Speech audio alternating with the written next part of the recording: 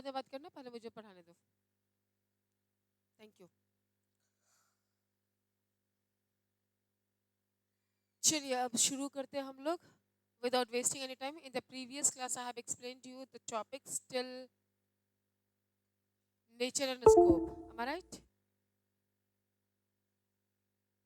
चलिए, आप तो पिछले क्लास में एब्सेंट थे, आपको कुछ नहीं पता होगा क्या हुआ क्या नहीं हुआ। मोबाइल को बैग के अंदर डालो, नहीं तो वो ध्यान भटकाता रहेगा। दोनों का मोबाइल बैग में डालिए या फिर पॉकेट में रखिए, सामने नहीं होना चाहिए।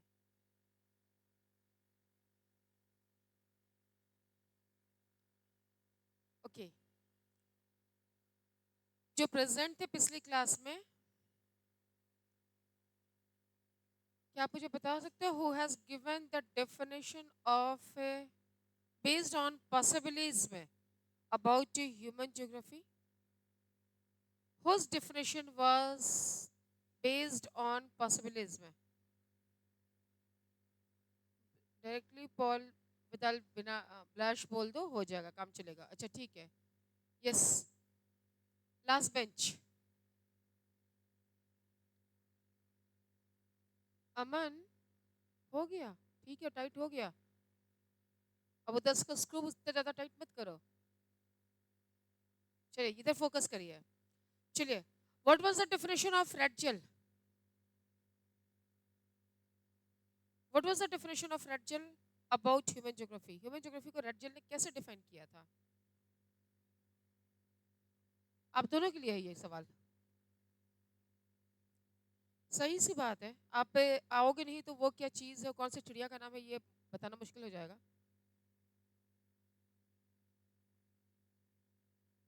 क्या है साकेत, आप बता सकते हो कौन थे? अल्फ्रेड रेडजेल थे कौन? अच्छा, गुड, यस, फेडरिक रेडजेल। कौन थे वो? हम्म, बताइए बताइए, किस कंट्री से बिलोंग करते थे? जर्मनी। क्या इन्होंने बताया था ह्यूमन ज्योग्राफी के बारे में?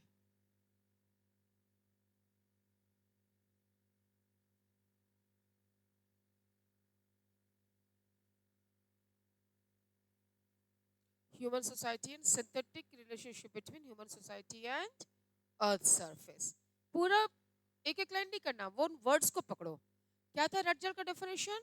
सिंथेसिस रिलेशनशिप बिटवीन, किसके बीच में वो रिलेशनशिप है? सिंथेसिस रिलेशनशिप किसके बीच में है? Human society and earth surface. यानी कि धरातलीय बनावट कैसा है, पृथ्वी का सरफेस कैसा है, और उनका ह्यूमन बींग्स जो उसमें पाए जाते हैं उनको दोनों के बीच का रिलेशन क्या है। According to Ratzel, this was the definition of. इनकी एक शिष्य थे, pupil, student. What was her name? क्या नाम था उनका? ठीक, बोलिए आप। क्या बात है, सिर्फ मैं 3 लड़कियों को पढ़ा रही थी क्या? बाकी सब लोग, संख्या इतनी कम, उसमें भी आप लोग भूल रहे हो। ले लीजिए। चलिए, तो व्हाट वाज द नेम्स? ठीक है, एलन सैंपल। ठीक है, Churchill, Allen Churchill sample, C का फुल फॉर्म है चर्चिल। ठीक है, तो एलन चर्चिल सैंपल या डायरेक्ट सैंपल बोलो तब भी चलेगा। ठीक है, from which country she belongs? She belongs to America, USA. She belongs to USA. Ratzel कहाँ? जर्मनी। ये कहाँ? यूएसए। कहीं से भी हो सकता है, because during that time period geographers were very less. ठीक है, इसलिए वो कहीं भी, और जर्मनी उस समय बहुत तेजी से उभर रहा था as a geographer. What was the definition of Alan Sample? What was the concept of Alan Sample about the human geography? Dynamic के। इन्होंने क्या बताया? ह्यूमन ज्योग्राफी को डायनामिक बताया। क्यों? क्योंकि उनका रिलेशन कैसा है, किसके साथ है? Unstable earth, unresting man and unstable earth, दोनों स्थिर नहीं है, दोनों बदल रहे हैं। तो संबंध किसका पढ़ना है? उस बदलाव के बीच का जो संबंध है, मैं उसके बारे में पढ़ना। That is why it's a dynamic. अब पॉसिबिलिज्म, यानी कि संभव है, कुछ भी संभव है। After knowing the laws of the earth, changes can be made in the surrounding by human being. That changes how human being is maintained by making it, by understanding the laws. This was the definition of flash. It's okay. इसके बाद हम लोगों ने एक और चीज पढ़ा था ह्यूमन ज्योग्राफी के बारे में। ये लाइन में सेंटेंस अंडरलाइन करवाई थी आप लोगों को कि human geography study their interrelationship between the physical environment and the social environment, social culture environment. यहाँ के बाद फुल स्टॉप कर दीजिए, ठीक है। आप अपने बुक में मैंने आपको बताया था कि यहाँ के बाद फुल स्टॉप करिए। इस पूरे सेंटेंस को एक सेंटेंस है, इसको दो सेंटेंस में बनाइए। क्या चीज है ह्यूमन ज्योग्राफी? क्या है? तो ह्यूमन ज्योग्राफी वो सब्जेक्ट है जो पढ़ाता है, क्या पढ़ाता है, किसके बारे में? Interrelationship between the physical environment and the social cultural environment. Social culture environment कौन बना रहा है? We human being. Physical environment और सोशल कल्चर एनवायरनमेंट के बीच में क्या संबंध है, इसी को हम ह्यूमन ज्योग्राफी के बीच अंदर पढ़ते हैं। It's okay. अब बता रहे कि ये सोशल कल्चर एनवायरनमेंट क्या है। What is the social culture environment? तो social culture environment which is created by human being. देखो इसको स्पेसिफाई कर दिया आप। सोशल कल्चर एनवायरनमेंट क्या है? Which is created by human being. Culture किससे बन रहा है? एनिमल से, प्लांट से? No, we human being are making our cultures. ठीक है। बोलते ना द्रविड़ कल्चर है, बंगाली कल्चर है, मलयालम कल्चर है, इस तरह से। ठीक है, बिहारी कल्चर, पंजाबी कल्चर। तो who is making this culture? Culture is made by we human beings. In cultures, we are adding a festival, say, our day-to-day activities, other different kind of things. Say. चलो, तो culture क्या है? What is this social culture environment created by human being through mutual interaction with each other? How it is created? With the mutual interaction. एक दूसरे के साथ जब हम इंटरेक्ट हो रहे हैं, एक इंसान जब दूसरे इंसान से इंटरेक्ट हो रहा है, उसके बीच में जो कल्चर डेवलप हो रहा है, that is called by the social cultural environment. Clear हो गया? समझ में आई बात यहां तक? अरे रिएक्ट बैक करो, नीचे देखने से कुछ नहीं मिलेगा। अमन, क्लास में हो? पक्का? हमको डाउट लग रहा है। खुद को कहीं और छोड़ कर आए हो क्या? हाँ, तो इधर ध्यान दो। चलो, क्योंकि आप पे इन्वॉल्व नहीं है, आपका ध्यान अभी कहीं और है। चलिए, अब ये कल्चरल और environment, physical social cultural environment and physical environment, how they are interact, how they are interlinked with each other, और क्या चेंजेस आ रही हैं, how they what they are creating. तो यहाँ पर मैंने आप लोगों को बताया था पिछले क्लास में, houses, villages, cities, road, rail network, industries, farm, ports, day-to-day activities which we are using. These all are the materialistic culture which are created by roadways. किसने बनाया?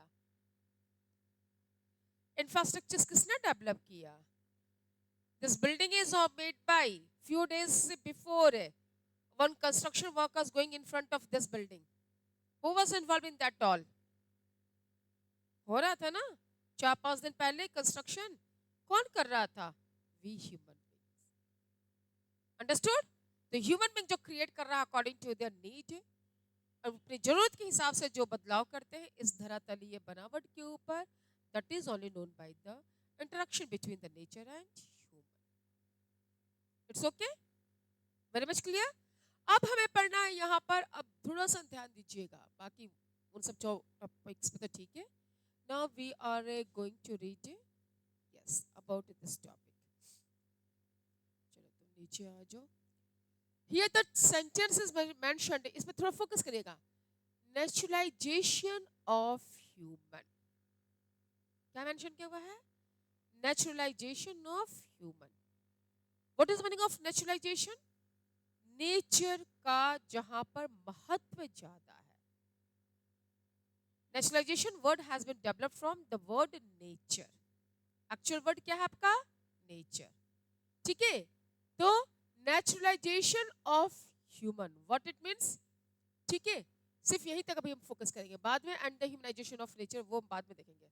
यहाँ पर दो टॉपिक है, एक आपका है नेचुरलाइजेशन ऑफ ह्यूमंस और दूसरा क्या है? Humanisation of nature. अब दोनों में अंतर क्या है पहले मैं आपको शॉर्ट में बता देती हूँ, बाद में हम लोग इंटीरियर डिटेल में जाएंगे।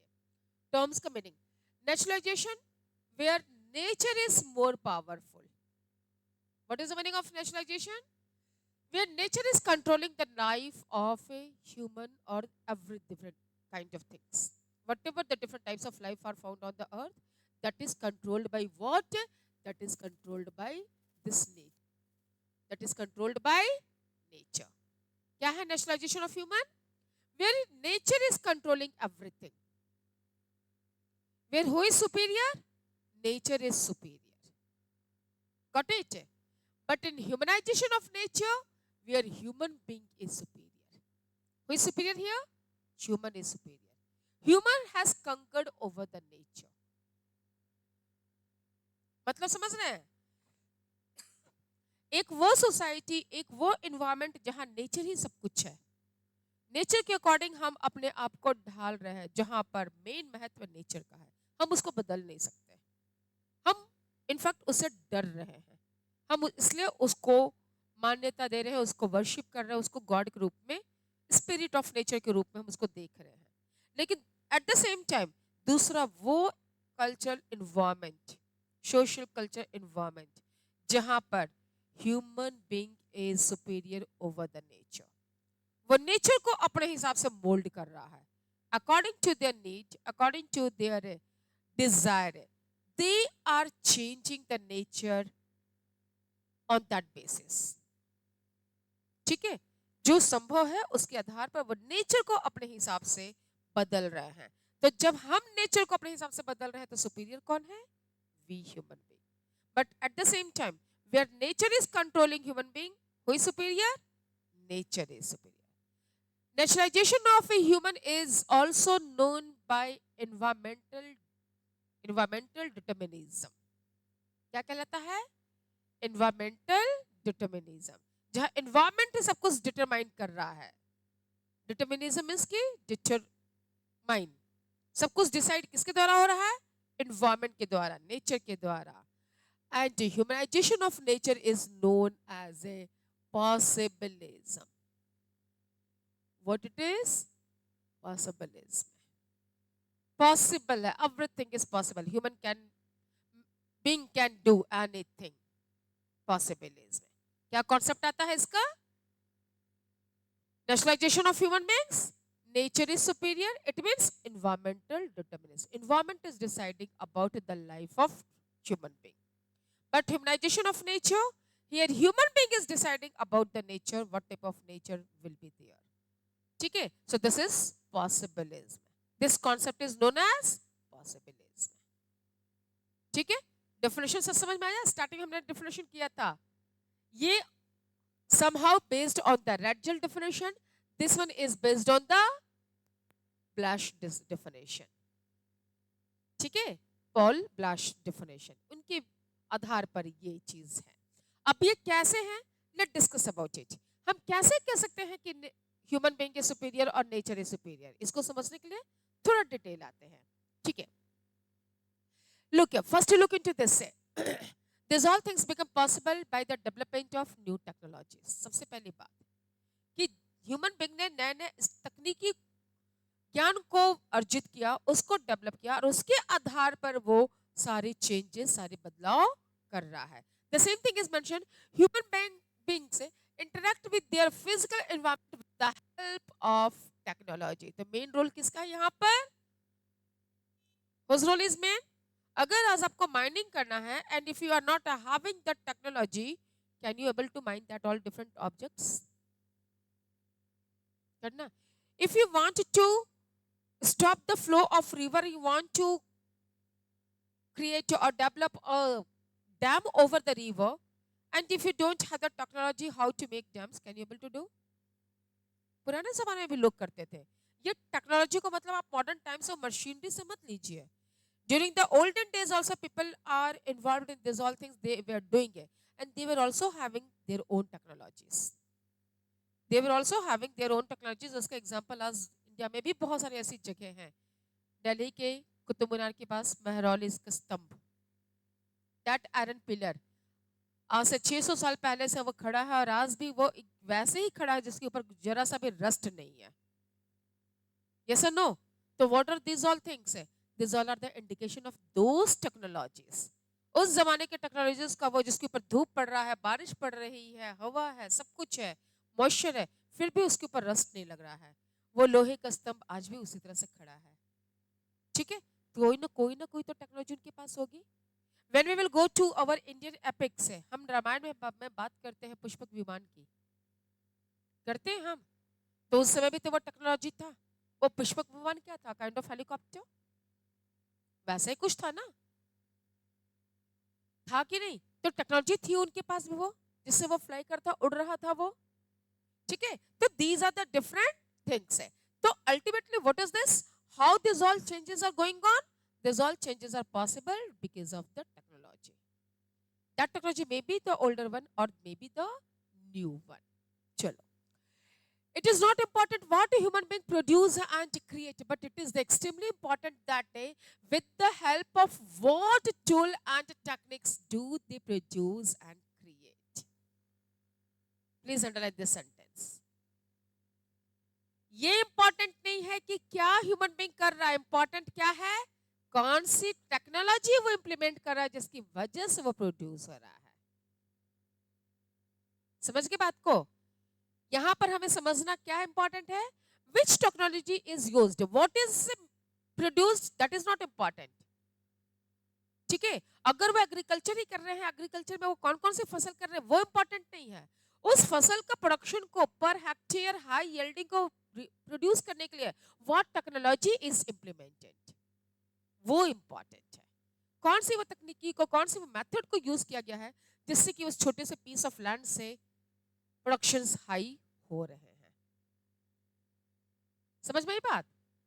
और ये कैसे समझ में आया, इंसान भी ये कैसे सीखा? तो इंसान भी ये चीज सीखा है फ्रॉम द नेचर. कहां से सीखा? From nature. That is describe in that. Technology indicates the level of culture development of the society, and human beings were able to develop technology after they developed better understanding of natural laws. Clear cut mention कर दिया कि ये technology भी human being ने कहां से सीखा? After understanding the better natural laws, nature के लॉज को समझ के. कौन कौन सी laws? 3 examples are given in a book. हाँ बोलो.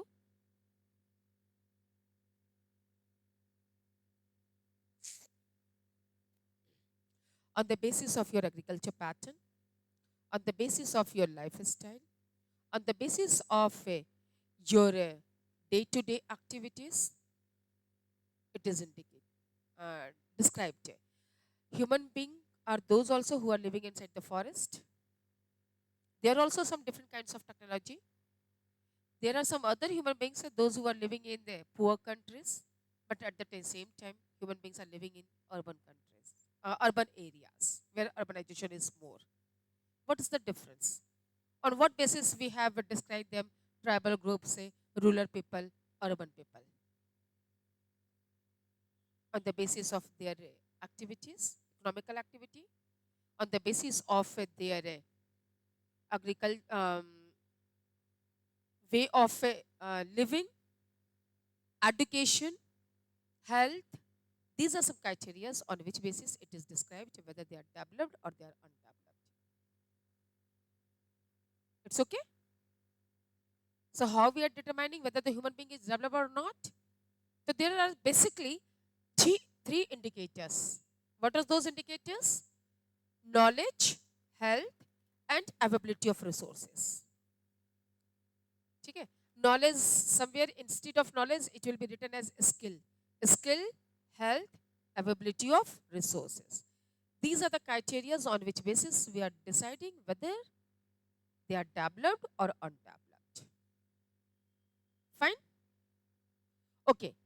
So, how technology, your question is how technology is deciding about the development of it. So, technology, which technology you have implemented accordingly, these all different kinds of things are changing. If your technology is old or traditional, different kinds of if we take only one example, agriculture pattern, there is one group of people who are using primitive technologies. At the same time, there are the other people, those who are using the modern technology. The way of production or the quantity of production will be different from each other. Got it? So technology is indicating about their development. पहले भी लोग चलते थे, travel करते थे, they are covering the distances. बहुत पहले की बात छोड़ दीजिए, we are talking about this present time period, आज से मात्र 25 to 30 years back. To move from Delhi to Mumbai, it was there was a limited aircrafts and it was taking time. Maximum people would preferring a train to cover these distances, even Delhi to Patna. But presently, there is approximately 50% population those who are using aircraft. Why? Because there are improvement in the technology and the number of aircrafts are available. That's why it's become possible. पहले सिर्फ इसलिए लोग नहीं जा पाते थे कि महंगा था, वो फैसिलिटी कम थी, वो फैसिलिटी कम थी. ठीक है, लिमिटेड एयरक्राफ्ट्स थे. But today, there are the number of, and once the competition will increase, when the numbers will increase, automatically it will become cheaper also. कोई एक चीज है और वही ऐसे जब 10 चीज हो जाएगा तो एक का कीमत ज्यादा होगा कि 10 का कीमत कम होगा.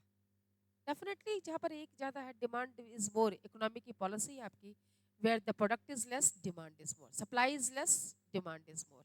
But once the supply is more, automatically price will fall down. ठीक है, तो like this technology is the indicator. It's okay. चलो, यहां तक बात आके समझ में? कोई डाउट है यहां तक? Fine. So technology is the indicator of the development. Technology is describing whether the society is developed or undeveloped, or it is in the developing stage. Today, still there are the many countries of Africa or some other different continents which are underdeveloped countries. Why? Because the people of those areas are still not using the modern technology due to the lack of education, due to the lack of awareness, due to the lack of information. And this information, you will get more and more information once you will be aware. And awareness will come once you will get education. It's okay. So, this technologies has been developed after better understanding of the natural laws. जब आपने nature को observe किया, जब आपने प्रकृति के नियमों को समझा, तब आपको समझ में आया कि अच्छा ये चीजें कैसे हो रही है, ये क्या ऐसी चीज इसमें मिली है जिस वजह से ये सारा बदलाव हो रहा है. इसी का एग्जांपल है to understand this natural laws. What are those examples? The first example you can write here, number 1. आप अपने बुक में यहाँ पे मेंशन कर लीजिए, आपके पास जिनके जिनके पास बुक है मार्क कर लीजिए. Number 1, what was that? Concept of friction. Science में, फिजिक्स में है friction. From where this concept developed? This friction has developed when the two rocks or the two hard materials are when we rub two materials and when they are colliding, friction is generating. Friction is developing, and due to that friction, what is happening? Heat helped us to discover fire. Friction helped us to discover fire. Friction से हमें क्या मिला? Fire मिला. एक table बना के आप mention कर लीजिएगा. Number 1 loss friction, second table fire. Got it? Second one is yes, understanding of secret of DNA. इससे क्या हुआ आपका? ठीक है, DNA genetics enabled and conquered many diseases. अगर आपको कोई बीमारी होती है, आप डॉक्टर के पास जाते हैं तो सबसे पहले पूछता है कि आपके father, mother, grand parents, maternal और पैटर्नल दोनों साइड से पता करते हैं. क्यों? Because the jeans of the both family comes inside you. है ना? आपके अंदर दोनों के जीन्स हैं, आपके मदर साइड के भी, आपके फादर साइड के. जरूरी नहीं है कि आपके मदर फादर को वो डिजीज हो, या आपके डायरेक्टली ग्रैंडफादर या ग्रैंड को हो सकता है उससे पहले फैमिली में किसी को रहा हो, तब भी वो आपको हो सकता है. इट्स नॉट नेसेसरी कि इमीडिएटली आपको वो अटैक करे, आपके अंदर वो जीन्स हो. किसी बॉडी के बॉडी में वो एक्टिव हो जाते हैं, किसी में वो डीएक्टिव रहते हैं। सॉरी, यस, ठीक है। तो जेनेट DNA we understood in grade 11 last chapter. I have taught about this one. याद है आपको? किस चैप्टर बताई थी? Biodiversity and conservation. याद आया? वहां मैंने आप लोग पढ़ाया था how DNA and species, different species are, genetics are helping us to understand. अब जेनेटिक कैसे डिसाइड होता है, जीन्स कैसे डिसाइड होती हैं? On the basis of the structure of DNA. अगर उनका डीएनए का स्ट्रक्चर फिशेस की डिफरेंट स्पीशीज हैं, वो किस आधार पे हमने उनके डिफरेंट स्पीशीज को बनाया है? उनके डीएनए के स्ट्रक्चर के आधार पर। जीन्स तो एक ही है ना फिश की, बट उनके स्पीशीज तो अलग अलग हो गए, ठीक है। इसी तरह से मैंने कैट के फैमिली का आप example I have told you, I have given. Cat की फैमिली में कैट भी है, तो दूसरा लेपर्ड भी है, तो जैगुअर भी है, तो पैंथर भी है, बताई थी ना। उनके कैरेक्टरिस्टिक्स क्या है? ऊंचा छलांग लगा सकते हैं, सब कुछ है, बट वो डिफरेंट डिफरेंट नेम से जाने जा रहे हैं। स्पीशीज अलग हो गई, किस आधार पे?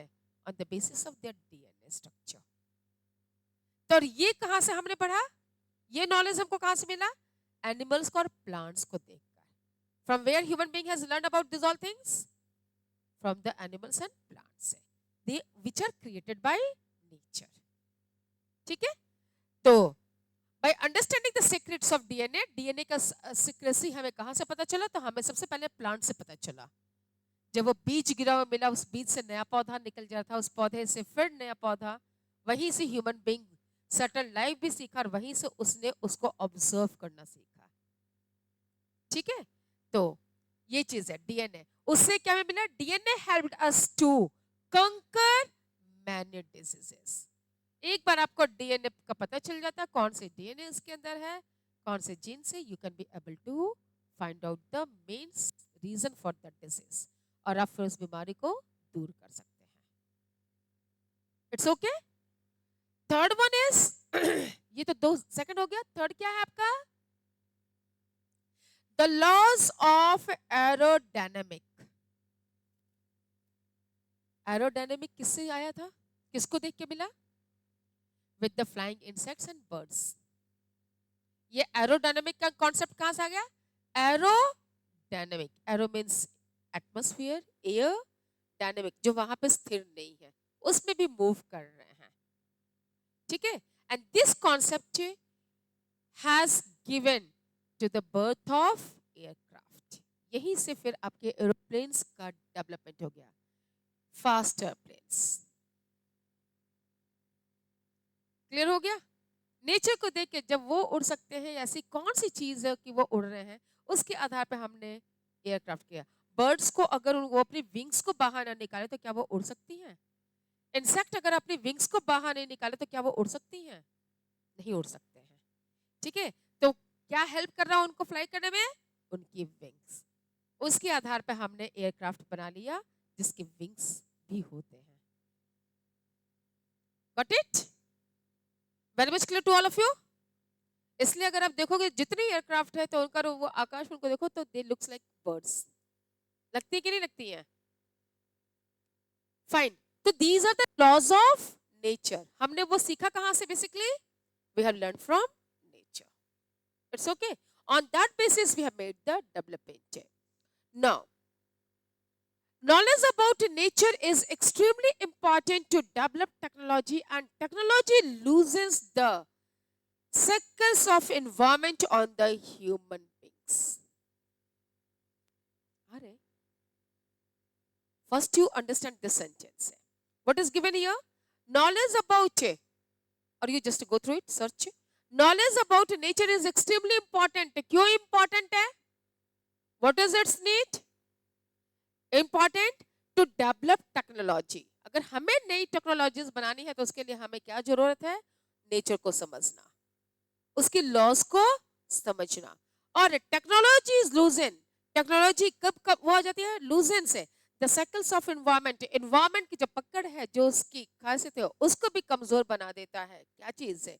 On human being. जब ह्यूमन बीइंग उस टेक्नोलॉजी को इंप्लीमेंट करता है, Exact meaning you can go through it the second. It's okay. You can check it. Yeah. Or you are having the mobile phones, you can go through and check right now. Chalo. So what it means, the meaning of sentence, ki to understand for the development of technology, what is important to understand the laws of the nature. And once you will understand the laws of the nature, once you will develop the technology, what you are doing by using the same technology, you are conquering over the nature. Human being क्या कर रहा है उस technology को use करके उसी nature के ऊपर विजय पा रहा है. Today we have crossed our planet earth and we reached to the different portion of the space. How it's become possible? By conquering the today not only the artificial satellites, natural satellites are there, but human being has developed the artificial satellites also, which are settled down in air. कौन से layer में settle down है artificial satellites? In which layer of the atmosphere satellites are settled down? Thermosphere, ionosphere or thermosphere. Why it is called as ionosphere? Because of the presence of ions.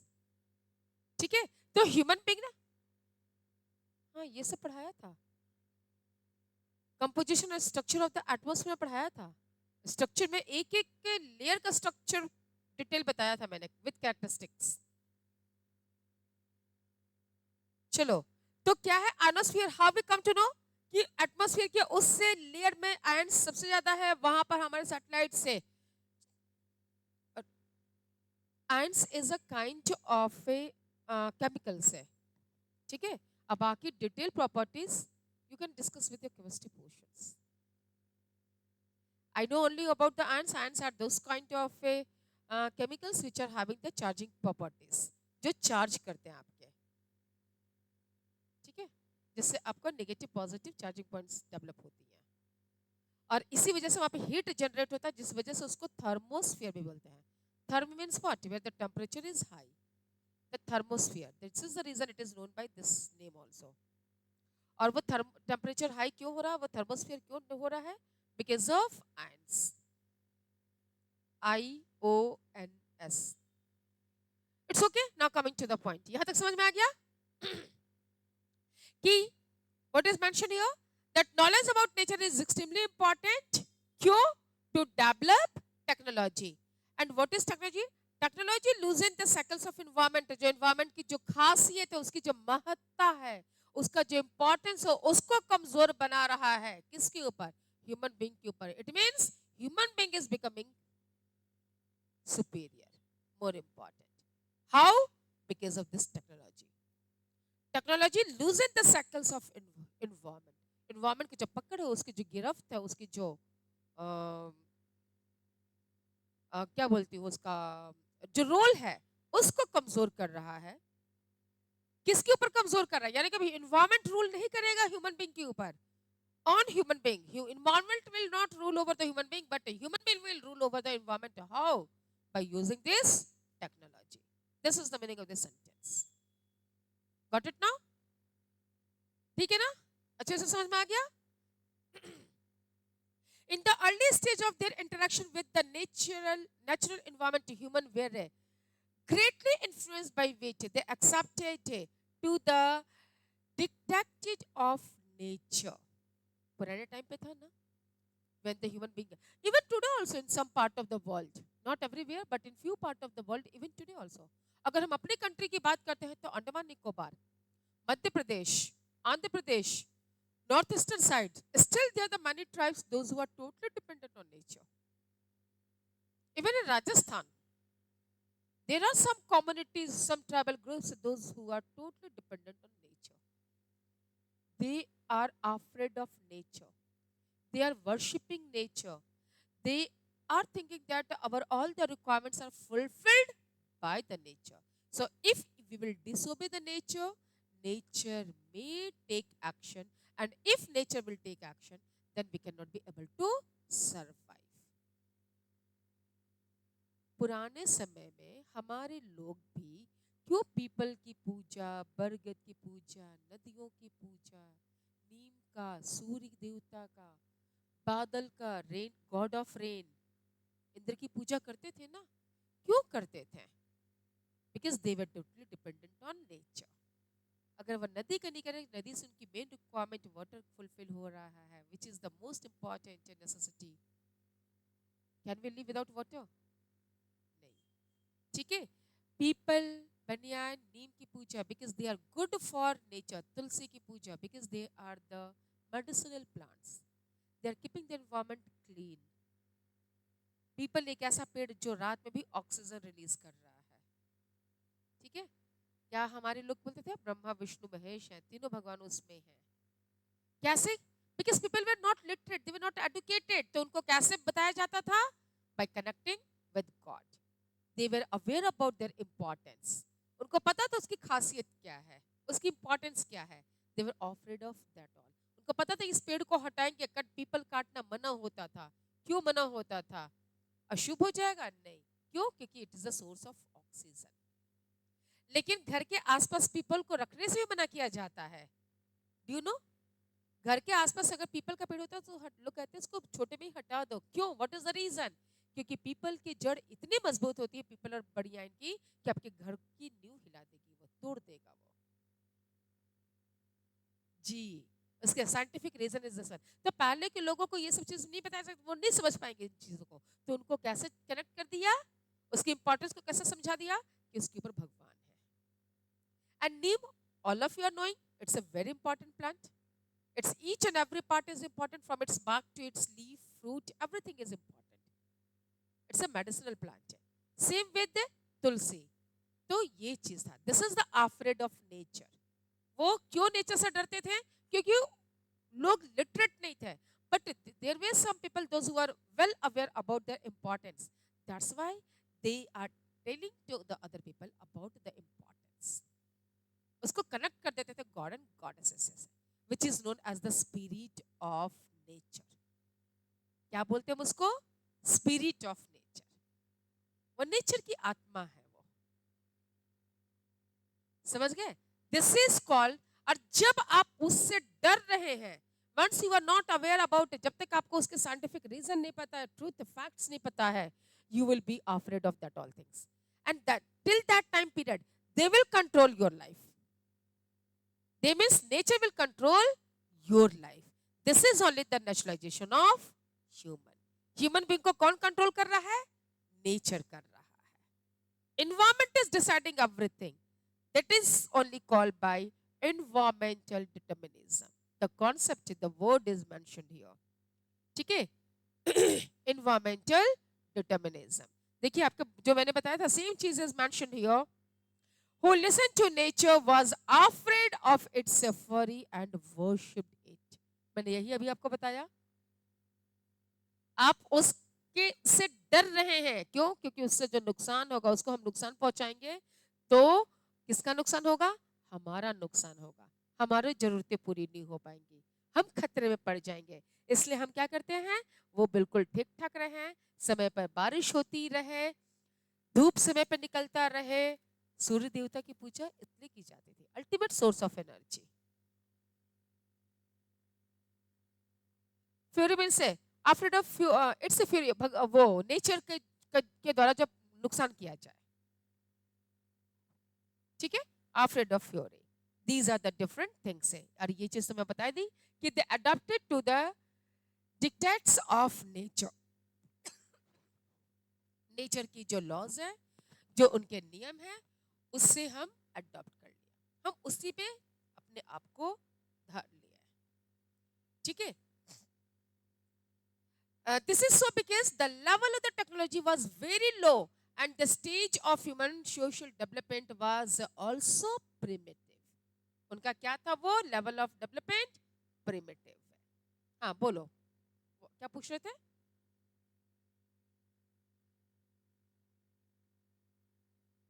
This one, no dictate, it's a dictates, dictates, जो आपको control कर रहा हो। dictates of nature, they adopted to the dictates of nature. उसके जो शासन है, nature का जो रूल है, dictatorship, dictates, clear?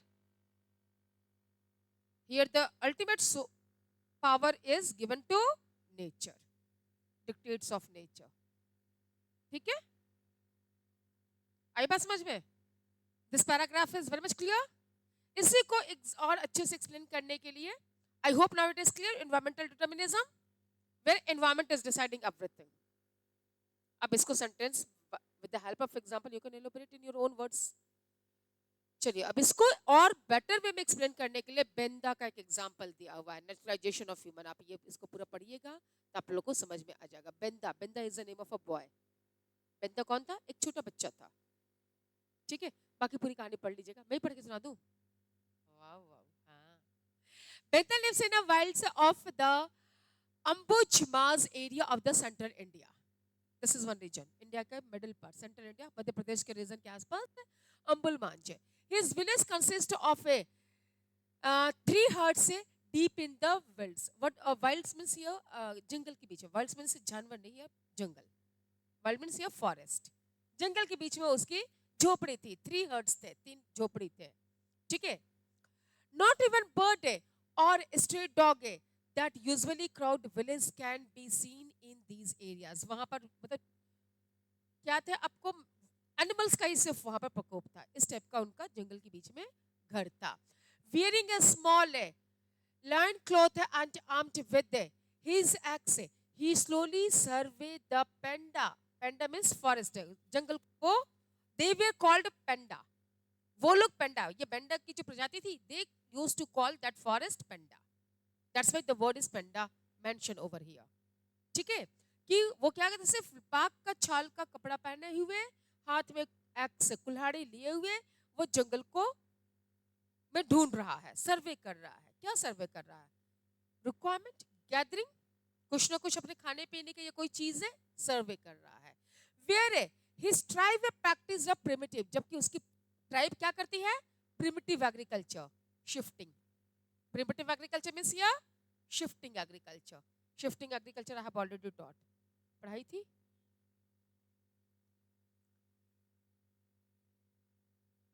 A pattern of agriculture in which a patch of forest land is cleared and then trees are burned. जलाने के बाद उसकी ashes को mix कर देते हैं उस soil के साथ और उसको cultivate करते हैं until the soil does not loses its fertility. Once the soil loses its fertility, they will switch over to the another patch of land. इसीलिए उसको बोलते हैं slash and burn. Slash का literally meaning होता है clear, burn जलाना, जंगल को काटना फिर उसको जलाना और फिर उसके ऊपर खेती करना जब तक कि उसकी फर्टिलिटी खत्म नहीं हो जाए. फर्टिलिटी खत्म, फिर से उस प्रोसेस को कंटिन्यू करेंगे दूसरे पैच ऑफ लैंड. इसका नुकसान क्या है? जंगल खत्म हो रहा है. कभी कभी फॉरेस्ट फायर भी हो जाता है इससे. जब आप उसको जलाते हो तो सूखी पत्ते, लकड़ियां उसके चपेट में आती है तो पूरे जंगल में आग लग जाता है. ठीक है, बाकी एनवायरमेंटल पोल्यूशन जो होता है सो लगा. So this are the things है. वेयर हिज ट्राइब, जबकि उसकी फैमिली के लोग, ट्राइब मींस की उसके फैमिली के दूसरे लोग क्या कर रहे हैं? Practice a primitive form of agriculture called shifting. देखो क्लियर, यहाँ पर नाम भी दे दिया. कौन सी एग्रीकल्चर कर रहे हैं? Shifting agriculture. एक मिनट, जस्ट वेट, मैं इस पैसेज को पूरा ही निकाल लेती हूँ ताकि आप लोग को इसको इधर करती हूँ, प्रॉब्लम ना हो.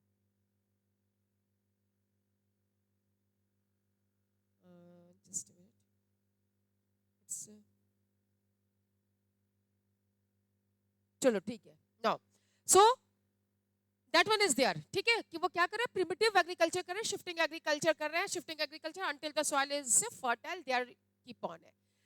Benda is happy that mahua tree, mahua it's a kind of a fruit है.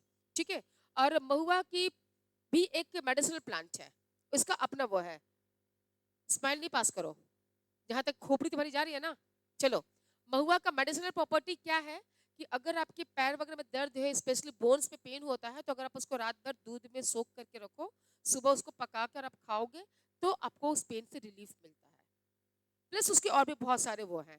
बाकी आज के डेट में लीकर बनता है महुआ का. चलो, तो महुआ आज के डेट में इसलिए यूज होता है, बट इसकी मेडिसिनल प्रॉपर्टीज है. So mahua trees around him are in bloom. बहुत सारे महुआ के, और महुआ के पेड़ का जब खुशबू होता है, उसका जब फूल फल लगता है ना, तो बहुत ही मीठा मीठा, बहुत प्यारा खुशबू उसका होता है. बहुत ही अच्छा खुशबू उसका आता है, उसके फूल और फल का. बिल्कुल मतलब तो आपको एटमॉस्फेयर फील होगा कि मीठा मीठा खुशबू आ रहा है, sweetness you can feel here. तो यही मेंशन करा कि बेंडा इज हैप्पी, बेंडा बहुत खुश था। क्यों खुश था?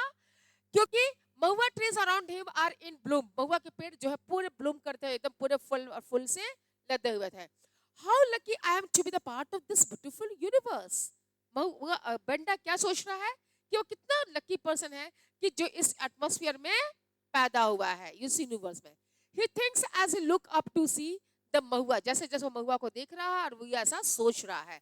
पलाश, आज के डेट में पलाश एक रेड कलर का फ्लावर, अगर आप रोड के साइड में चलो तो यहाँ पे भी आपको बड़ा बड़ा सा red red red orange colour का जो फूल है, पलाश का फूल उसी को बोलते हैं। पुराने टाइम पे लोग होली के समय इस पलाश के फूल को गर्म पानी में खौलाते थे और उससे कलर बना के उससे होली खेलते थे। इवन होली ही नहीं, इवन की कलर जो क्लोथ डाई होता था, कॉटन डाई होता था, उसको भी डाई किया जाता था। उसका कलर परमानेंट कलर था और वो कलर फिर कभी जाएगा नहीं, ठीक है, वो कलर कभी आपका उतरेगा नहीं। कॉटन को अगर आप उसमें डाई करोगे तो बॉईल कर दोगे तो पलाश के फूल को पानी में डालोगे, इसको बॉईल करो तो वो बिल्कुल ऑरेंजिश रेडिश ऑरेंज कलर, बहुत खूबसूरत सा कलर बनता है। तो ये पलाश है। एंड साल, साल जैसे फर्नीचर बनता है जिसको टिक बोलते हैं, यस, जिसको टिक कहते हैं।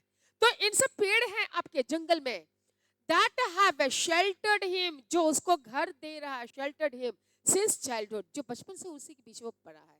महुआ का पेड़, पलाश का पेड़, साल का पेड़, और ये सब अपने आप में खूबसूरत। साल के पत्ते बहुत बड़े बड़े होते हैं, चौड़े। टिक का पेड़ का पत्ता बहुत चौड़ा और बड़ा होता है, थिक होता है, ठीक है। Crossing the crossing the Benda, जंगल को क्रॉस करते हुए, in a gliding motion, Benda makes his way to a stream. वो अपना रास्ता भटक गया क्योंकि वो ऊपर देखते जा रहा है, वो इसको सोचते जा रहा है, ख्वाबों की दुनिया में है और वो बढ़ता चला जा रहा है, जंगल क्रॉस करता जा रहा है। कब वो रास्ता भटक गया उसे पता नहीं चला। स्ट्रीम ऐसे ही bends down to scoop up a palmful of water, जब वो झुकता है पानी पीने के लिए, जब उसको प्यास लगती है वो झुकता है पानी पीने के लिए, he remembered to think Lui Lugi. Now who is this Lui Lugi? Spirit of the forest. कौन है ये Lui Lugi? The spirit of the forest. तब वो किसको याद करता है? जब वो पानी पीने के लिए झुकता है तो किसको याद करता है? Allow him to quench his thirst. वो उस भगवान को, उस स्पिरिट को याद करता है जिससे उसकी प्यास बुझ रही है। वहां नदी नहीं है बट वो इमेजिन करता है और उसको कहीं ना कहीं से वो सोर्स ऑफ, कुछ देर बाद उसको सोर्स ऑफ वाटर भी नजर आएगा। मे बी तालाब, मे बी झरना, कुछ भी, जंगल में हर कुछ होता है, ठीक है। Moving on with his friends, Benda chew on succulent leaves and root से, वो क्या कर रहा है? चबाता जा रहा, कुछ ना कुछ पेड़ पौधे, कुछ जंगली इस टाइप से हैं जिनको वो, उनके जड़ों को, उनके रूट जिससे उसकी भूख भी मिट रही है। Boys have been trying to collect gajara and kachla, कुछ है जंगल की चीजें जिसको वो कलेक्ट कर रहे हैं, जिससे वो मे बी फूल हो या कुछ हो जिसका वो यूज करते हो बनाने में और वो खाने में। हाँ, प्लांट है वो, फ्रॉम द फॉरेस्ट, वो इकट्ठा करते हैं। They are doing the gathering work ना, इसलिए तो वो निकले हैं। These are the special plants, देखो मेंशन भी कर रहा है, these are the special plants that Benda and his people use। ये क्या बोलते हैं, गजाला एंड कचला क्या है? ये कुछ खास तरह के पौधे हैं जो उसकी फैमिली में यूज होता है, जिसका वो लोग अपने फूड हैबिट, फूडिंग के लिए यूज करते हैं। He hopes the spirit of the forest will be kind, कितना दयालु है जंगल की जो वो आत्मा है, जो स्पिरिट है, वो कितना दयालु है। Lead him to these herbs, जो इन जड़ी बूटियों से, इन पेड़ पौधों से उनको भर के रखा हुआ है। गजरा एंड कुशला में भी हर्ब है, that's why this herb word is used, ठीक है।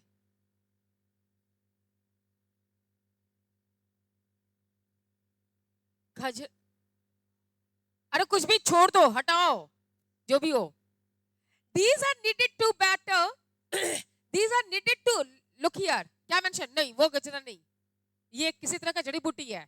चलो, these are needed, क्यों इनकी जरूरत होती है?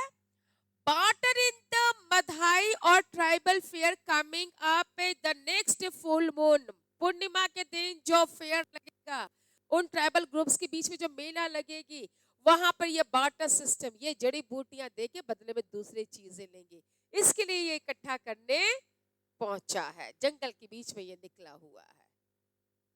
अब आई बात समझ में? देखो सारी चीजें किस तरह से इकट्ठा कर रहे हैं. He closes his eyes and tries hard to recall what the elders had taught him about these herbs and the places they were found in.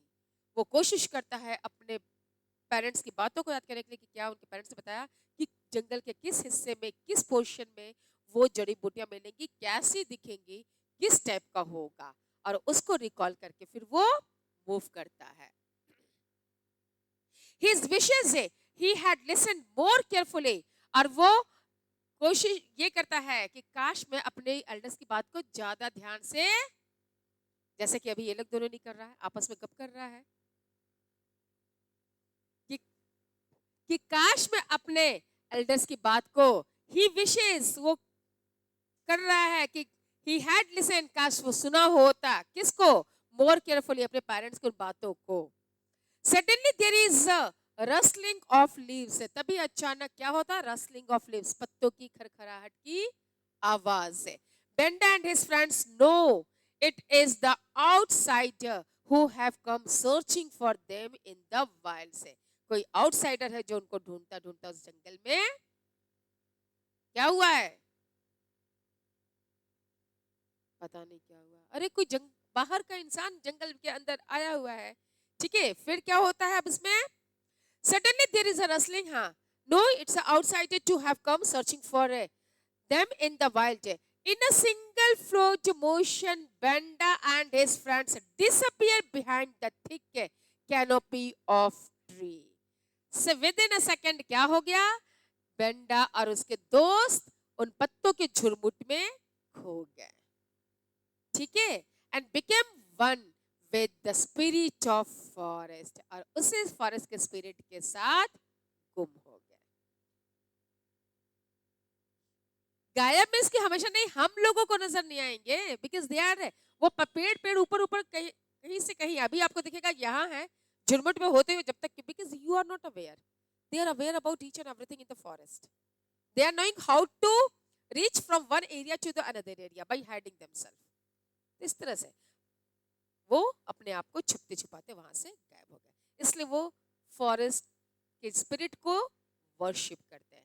क्यों? क्योंकि वह जंगल है जो उनको सुरक्षित रखा हुआ है.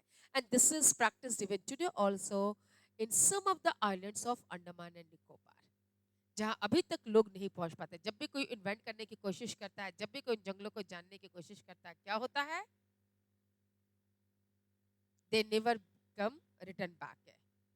ठीक है, कुछ मिस्ट्रीज है ना आइलैंड्स के बारे में अभी भी अंडमान निकोबार का, तो दीज आर द थिंग्स है. समझ लीजिए ये कहानी उन्हीं लोग की है, डेफिनेटली वहां के ट्राइब्स की वजह से ही है, ट्राइब्स भी है. But during the tsunami we come to know in 2004, जब सैटेलाइट पिक्चर्स में वो सुनामी में जब वहां के लोग बाहर निकले, देन वो कम टू नो, पेड़ों पे भी जब नजर आए तब पता चला कि वो है. इतने डेंस फॉरेस्ट है वहां पे, क्योंकि ट्रॉपिकल रेन फॉरेस्ट है, और उन जंगलों के अंदर फिर वो कभी कोई जा नहीं पाया. Is it fine? ये क्लियर हो गया आप लोग को बहुत अच्छे से? चलिए अब मैं शॉर्ट में आपको ये भी बता देती हूँ. नेशनलाइजेशन समझ में आ गया ना? अब ह्यूमनाइजेशन को समझ लो. ह्यूमनाइजेशन में line by line word to word नहीं जा रही हूँ. Humanisation of nature, humanisation of nature कैसे है भाई? Once you have conquered over the nature, यही है ना आपका. कैसे हमने कंकर्ड किया? यहाँ पे कुछ नहीं है, जस्ट इसके रिवर्स में आ जाओ. यहाँ पर the physical environment for such a scientist become the mother nature. उन लोगों के लिए जिन्होंने फिजिकल एनवायरनमेंट को पढ़ना शुरू किया, समझना शुरू किया, उनके लिए ये मदर नेचर बन गया. लोग people begin to understand their environment and the force of nature with the passage of time. समय के अनुसार हम जो है नेचर की सारी लॉज को समझने लग गए, नेचर की सारी चीजों को समझने लग गए, और उसके अकॉर्डिंग चेंजेस कर ले गए.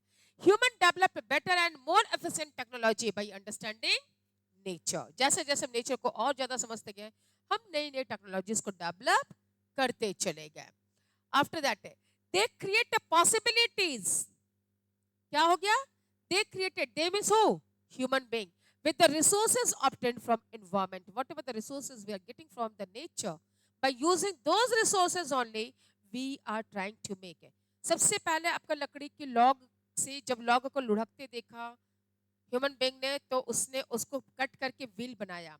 पहले वो व्हील बिल्कुल पीस ऑफ लॉग था वो, बाद में उसके अंदर जो है उसको बीच से कट करना शुरू किया, बाद में उसको और मॉडिफाई किया, और आज आपके जो है रबर की व्हील्स बन रही है जो फास्ट मूव कर रही है। तो how they come to know about this all things? With the passes of time. कभी लकड़ी के पहिया थे, लकड़ी से फिर जो है डिफरेंट मटेरियल्स, लोहे की, when the iron was discovered, iron की व्हील्स बनी, आयरन की व्हील्स के बाद आज जो है आपकी रबर की व्हील्स बन रही हैं। And due to these kind of different kinds of wheels, it's become possible to develop the fastest kind of motor car. आज जो आपका 200, 140, 150, 200 की स्पीड पे जो मोटर कार्स आ रही हैं, how it's become possible? Main उसमें बाकी तो इंजन और सब कुछ ठीक है, बट मेन रोल किसका? व्हील का है। अगर व्हील स्ट्रांग नहीं होगा, is it possible to move? ठीक है, तो how we come to know about this all things? With the help of nature, even in your cycle also. चलो, human human activities created cultural landscape. We have develop our own landscape. Dam के surroundings में जो एक picturesque view आ जाता है, what is that? That's also picture landscape है। The imprint of human activities are created everywhere. Imprint means human activities के द्वारा छोड़े हुए छाप। इम्प्रिंट का एक्चुअल मीनिंग होता है छाप। ठीक है, क्या क्या है? In every field of life. What are those? Health resort on highland, huge urban sprawl, fields, orchards, partial in plains, and rolling hills, port or on the coast, ocean route or in the oceanic surface, satellite in the space. ये सारे वो places हैं जहाँ पर इंसान की activities की छाप हमें देखने को मिलती है, चाहे वो पहाड़ का ढलान हो कि एग्रीकल्चर फील्ड हो। आज हम एग्रीकल्चर फील्ड में भी न्यू टेक्नोलॉजीज को इम्प्लीमेंट कर लिए है ना। स्मॉल प्लॉट ऑफ लैंड से मैक्सिमम प्रोडक्शन को हम गेन कर रहे हैं ना। पहाड़ों के ऊपर भी हम इंफ्रास्ट्रक्चर्स को डेवलप कर लिया है ना हमने। आज आपको without any pillar river Chenab के ऊपर पूरा ब्रिज बन गया आपका, विदाउट यूजिंग एनी पिलर, बिना किसी पिलर के ऊपर पहाड़ के एक छोर से दूसरे छोर तक है पूरा ब्रिज हमने डेवलप कर लिया। ठीक है, हाउ इट्स बिकम पॉसिबल? आज हमने टनल बना लिया है कि जो विंटर्स में भी जब आपका माइनस से 20-30 डिग्री टेम्परेचर था, उस समय भी हम उस टनल के थ्रू पास कर रहे हैं। How it's become possible? This all things become possible due to the development of technologies. तो ये टेक्नोलॉजीज कहाँ का इंप्लीमेंटेड है? ये टेक्नोलॉजी हर फील्ड में इंप्लीमेंटेड है, चाहे वो कोस्टल एरियाज हो, कि वो प्लेन एरियाज हो, कि वो ओशियन रूट हो, कि वो आपका जो है पहाड़ हो, वो मैदानी भाग हो, इवन पठार हो। प्लेटू रीजन्स में what we are doing? We are mining the different kinds of minerals. We are looking for the different kinds of minerals deposit in these plateau regions. So every portion is invented today. कोई ऐसा area नहीं है जिसको हमने discover या invent नहीं किया हो। ठीक है, and this is known as the earlier scholars termed this one as a possibilism. इसी को इन्होंने क्या बोला? पॉसिबिलिज्म, जो ऑलरेडी मैं आपको पहले बता चुकी हूँ। This is called humanization of nature. What it is known as? Humanization of nature. लेकिन मुझे एक बात बताओ, एक तरफ नेचर ही सुपीरियर है, दूसरा तरफ आपका सिर्फ ह्यूमन बीइंग ही सुपीरियर बन जाएगा, नेचर का हम वैल्यू नहीं करेंगे ना, नेचर को इंपॉर्टेंस नहीं देंगे, तो क्या हम सरवाइव कर पाएंगे फॉर अ लॉन्ग टर्म? तो is this path correct? Is this path is absolutely correct? और अगर हम सिर्फ टोटली नेचर पे डिपेंड हो ही रहेंगे तो हम डेवलप हो पाएंगे? तो was that path is absolutely correct? नहीं। नहीं ये रास्ता का एब्सोल्युटली सही है कि नेचर पूरी तरह से हमें कंट्रोल करे, नहीं ये रास्ता सही है कि हम ही नेचर के ऊपर बिल्कुल हावी हो जाए। तो कौन सा रास्ता सही है?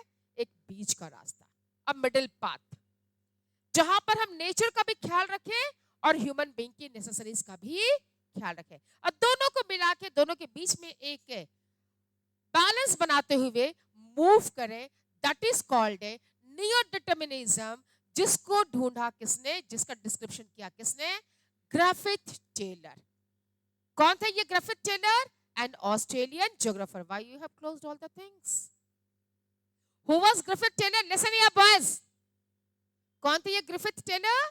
N Australian geographer. ऑस्ट्रेलिया का एक ज्योग्राफर था। इनका क्या मानना था कि नहीं, पूरी तरह से आप रुक जाइए कि आपका डेवलपमेंट ही ना है, एनवायरमेंटल डिटर्मिनिज्म इज स्टॉप। उन्होंने इसको कंपेयर किया ट्रैफिक लाइट से। ट्रैफिक लाइट में क्या होता है, आपका स्टॉप, रेड लाइट जलाते स्टॉप है। इन्वायरमेंटल डिटर्मिनिज्म आपका स्टॉप है, आपके डेवलपमेंट को रोक रहा है। पॉसिबिलिज्म को उन्होंने कंपेयर किया ग्रीन लाइट से, गो, भाग रहे हैं, नेचर के बारे में ख्याल नहीं कर रहे हैं, दैट्स आल्सो नॉट गुड। तो क्या उन्होंने क्या बोला, येलो लाइट को फॉलो करो। क्या उन्होंने बोला, follow the yellow light. Neo determinism, अरे इनके कॉन्सेप्ट को क्या कहा जाता है, neither environmental determinism nor possibilism, but in दोनों के बीच का एक रास्ता नियो डिटर्मिनिज्म, एक मध्य पाथ है, मिडिल पाथ है, को डेवलप किया कि डेवलपमेंट कैसे होनी चाहिए, by keeping the nature in the mind as well as by doing the development। हमें नेचर को भी डिस्ट्रॉय नहीं करना है, नेचर का भी ध्यान रखना है, एट द सेम टाइम हमें डेवलपमेंट भी करना है। It's okay. with the help of some examples in the next class I will explain about that। presently I am moving slow क्योंकि अभी हमारे पास बच्चे भी कम हैं, इस वजह से मैं आराम आराम से एक एक लाइन, और this chapter is very important my dear. today's question, in the previous class I have